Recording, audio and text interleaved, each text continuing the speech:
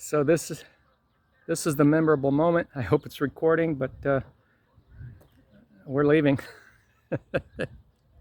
We're leaving. We packed. We gone, man. Oh my gosh. Oh my god. It looks like one of those hoarder vehicles. Welcome to our retire early lifestyle. We've traveled and lived abroad for 13 years, and now we have decided to change things up a bit. We're now traveling and exploring our own country. Again, the great USA. Woohoo! We're in America! Woohoo! Woohoo! We just crossed. We just crossed in America, and within 5 minutes, a driver flipped us off.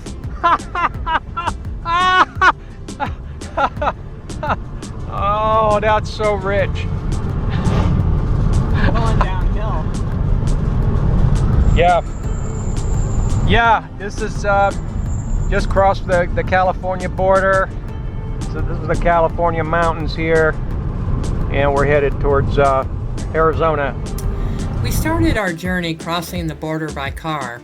Hello, beautiful California. We have to be perfectly honest with you. All the roads in America, and yes, even California, are magnificently done, and the driving style is impeccable. Now you may say, what the heck is she talking about?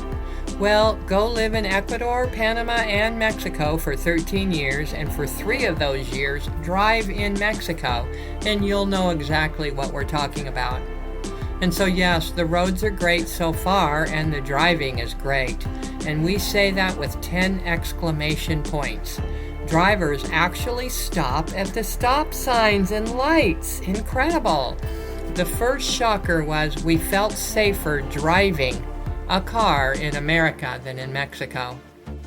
We headed east, traveling through Arizona, and it was quite warm even in April. It was much appreciated warmth after leaving the 50s at night and 60s during the day in coastal Baja, Mexico.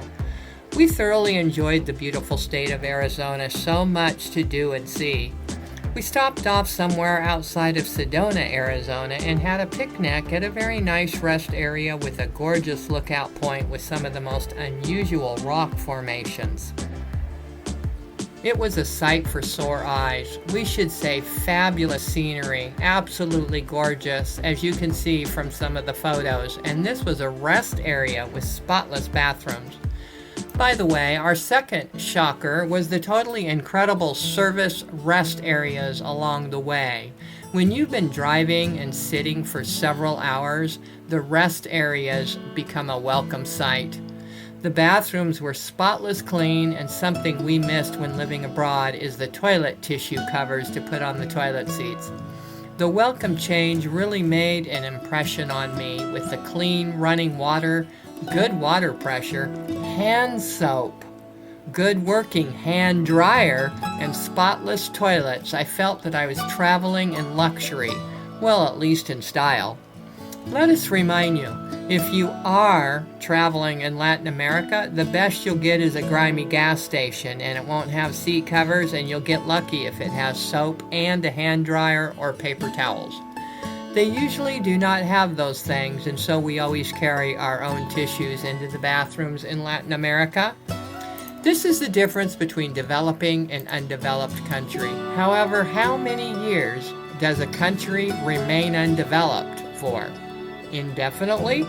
That's the question we must ask ourselves. And if you don't already know that gasoline prices are cheaper in the USA than Mexico, then let us tell you it is. But this may depend on the location, so don't quote me on that. But where we were in Mexico, Baja coastal area, we were paying almost $6 a gallon. However, we don't drive much anyway, so it was not a problem. That's the beauty of selective, practical minimalism. Just saying, it's a welcome sight to see $3 gas in the United States of America, and so this is our third welcome shocker. People think they're going to go abroad and live cheaper. But the unfortunate elephant in the room is foreigner-induced price creep that always seems to rear its ugly head eventually. so that many parts of the USA become very doable in comparison.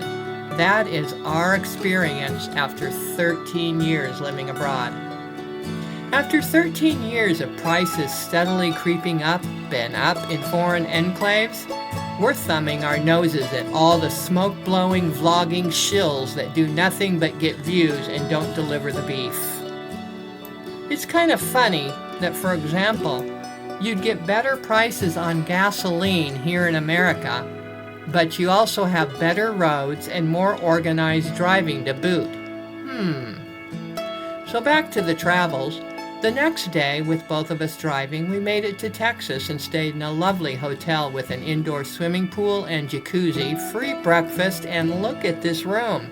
This place was only $59. Yes, if this was in Mexico or even Ecuador, it would have cost $150 a night or more. We're in a really nice Studio 6, which is part of Motel 6. And it was half the price of what we've been paying. It's really nice out here too. There's the pool and everything. Got the 2 beds. It's got a microwave, big screen TV. It's got this desk area. It's got a big fridge. The bathroom's really nice with a really nice shower head. This kind of stuff really means a lot when you're traveling. Okay, it's got everything's really, really nice, and it's only $59 for this. This is $59. Just letting you know that in different areas of America, things are cheaper. The pool's closed, they're treating it. Oh, were you going to go swimming? I wasn't interested in the pool, but I thought maybe the jacuzzi would have been fun. North America is not really getting much love at the moment, but we are arriving with much gratitude and appreciation, and let us not confuse the beauty of this land with the bad politics. The grass could be greener and the living cheaper on the other side of the fence, but only for the few motivated individuals that happen to have figured out the holy grail of living abroad. Here's a hint. It's not following the Rams or any popular vloggers, but it will cost you money, time, and maybe a few headaches in the process, or at times the unfortunate worse. Actually, you know what? There's always 2 sides to a story, and our side of the story is that we actually had a pretty great life in USA. We had a house on a dead end, walking to a lake. We went sailing every week. The weather was great most of the year in the south. House with a 40-foot pool, huge pool, plenty of room to go swimming in the pool. Lots of time spent outdoors, doing some great gardening, living the smart, frugal lifestyle in America. There's a lot of smart people in America living a very good life, and there's a lot of smart, well-off, frugal people in America living a very good life in America. So why do people go abroad? Well, there are advantages to going abroad. For example, I do think on this channel we do talk a lot about that some of the reasons that people use to go abroad are a little bit misguided. Not completely, but a little bit misguided. And what are those? Well, one of them is going abroad to live in luxury. So you see that a lot, especially here in Ecuador. And the amazing thing is that a lot of times people come to these places that are promoted as cheap living for the express purpose of utilizing something like something that's called arbitrage, financial arbitrage. And so being frugal and living in luxury, actually the smart retire early crowd knows that being frugal is a pretty good guarantee that you can live in luxury on very, very much less money. But what you get is this crowd that believes that they don't have to make any effort or be frugal at all, they can just show up and end up living in luxury. And it's not just Ecuador. You know, you see it also in Mexico and a lot of other places. And we outline on this channel how what it really does, it simply produces a kind of attitude where as long as it's quote unquote cheaper than my hometown, which typically ends up being places that are the most expensive areas in the USA, like Los Angeles, Miami, New York, Chicago, that kind of thing.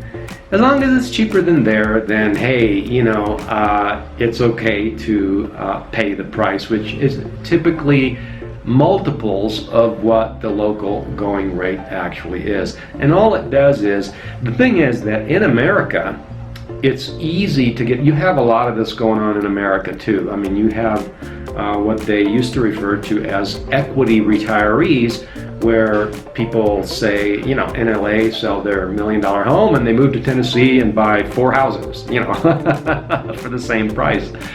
So it's common there too, but the thing about America is that it's huge, it's very large geographically, and it's a lot, it's not that hard to really kind of get away from this kind of price inflation.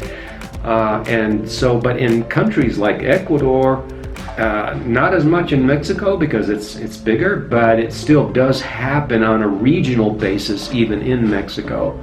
And so you have, you know, a situation like in most of these foreign countries, like Ecuador and Panama and Costa Rica. These countries are so tiny compared to America, and it becomes almost impossible to get away, especially when you have a large influx and a steady influx of, you know, these kinds of groups that come from expensive areas in America that want to quote-unquote live in luxury. We're going to keep saying it, but we think most people are better off just taking vacations and then going back home to their amenities and infrastructure. That's what they end up doing anyway, regardless of what we have to say about it. We're just telling you how it actually is. I say this as I keep reminding myself that we make our own life. We are still in control of what we do, what we watch, what we listen to, and what we believe. The where is inconsequential to the how and the lifestyle. As we like to say on this channel, home is what you make it, and it's not necessarily about where, but how. One of the best and greatest gifts we have been given from God is our lovely fauna and flora and scenery. We are fondly reminded of this as we travel throughout North America once again in over a decade. We all need to get out in nature and enjoy the different sights and sounds going on around us, because it really will relieve our mind of all the negative and unconstructive things that we may be hearing and reading on a daily basis. And we need to do this often to renew our minds, as often as daily. We hope you enjoyed our travels. Until next video, bye-bye and take care.